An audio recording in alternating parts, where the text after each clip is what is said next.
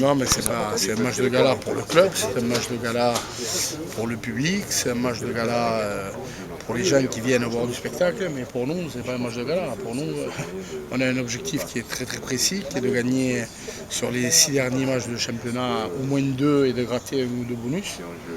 Alors il est certain que la venue de Toulouse ne nous rassure pas par rapport à cet objectif-là, mais voilà, les joueurs savent maintenant le nombre de points qu'il nous faut acquérir pour nous maintenir en top 14. Je leur ai dit le sens des deux victoires, que ce soit les 2 premiers matchs ou que ce soit les 2 derniers, m'importe peu. Ce qui est certain, c'est qu'il nous faut en gagner 2. Donc voilà, les objectifs sont clairs, nets, définis.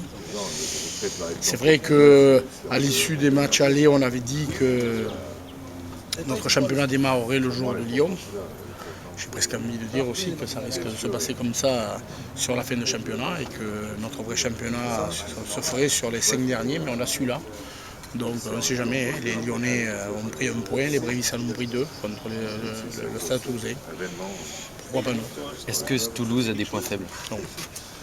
Elle n'a pas de points faibles. Si elle avait des points faibles, tout le monde, toutes les grandes équipes qui les jouent s'y engouffreraient. Or, depuis des années, depuis des décennies, je vois toujours le même résultat. Et à la fin, le Stade Toulousain gagne. Même si Castres les a quand même accrochés il n'y a pas si longtemps que ça. Oui, non, mais les accrocher, c'est une chose, les gagner, c'en est une autre. Comme j'ai dit, les Lyonnais les ont accrochés, les Brévis les ont accrochés, il y en a d'autres qui les ont accrochés. Mais si le Stade Toulousain décide de venir gagner à Bordeaux, eh bien Bordeaux attendra la semaine d'après pour trouver des solutions pour essayer de se maintenir. Voilà, c'est pas essayer de jouer les petites équipes qui vont essayer d'eux, c'est d'être très réaliste. Et je crois que notre championnat depuis le début, il est basé sur le réalisme et sur ce qu'on sait faire, sur ce qu'on peut faire et sur ce qu'on ne peut pas atteindre. Donc on va bien réfléchir sur la composition de l'équipe par rapport aux joueurs qui sont en train de revenir physiquement parmi nous et on ne prendra pas de risque.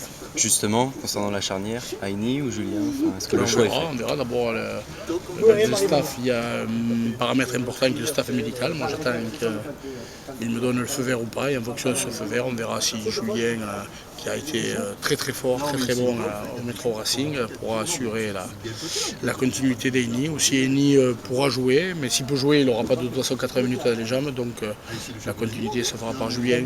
C'est pas Aini qui fera que se maintiendra, c'est pas Julien, c'est les deux. Donc, voilà. Est-ce que la ferveur qui entoure le match peut déstabiliser les joueurs de jouer devant 500 000 Moi je pense que c'est plutôt le Stade Toulousain qui va nous déstabiliser, c'est pas les gens dans les tribunes. Donc voilà, non, je crois que ça fait 7 fois maintenant qu'on va à Chabannes. Les joueurs sont habitués à cette ambiance. Vous savez, quand le match démarre, on ne sait pas s'il y a des places libres dans les tribunes ou si c'est complètement complet. Ce qui peut nous déstabiliser une fois de plus, c'est de faire, comment dirais-je, c'est d'avoir un peu trop peur, de trop respecter cette équipe du Stade Toulousain. Voilà. Il faut jouer cette équipe du Stade Toulousain comme toutes les autres. Et si on arrive à faire ce qu'on a fait contre Clermont, peut-être qu'à force, je dirais que la chance tournera de notre côté. Merci.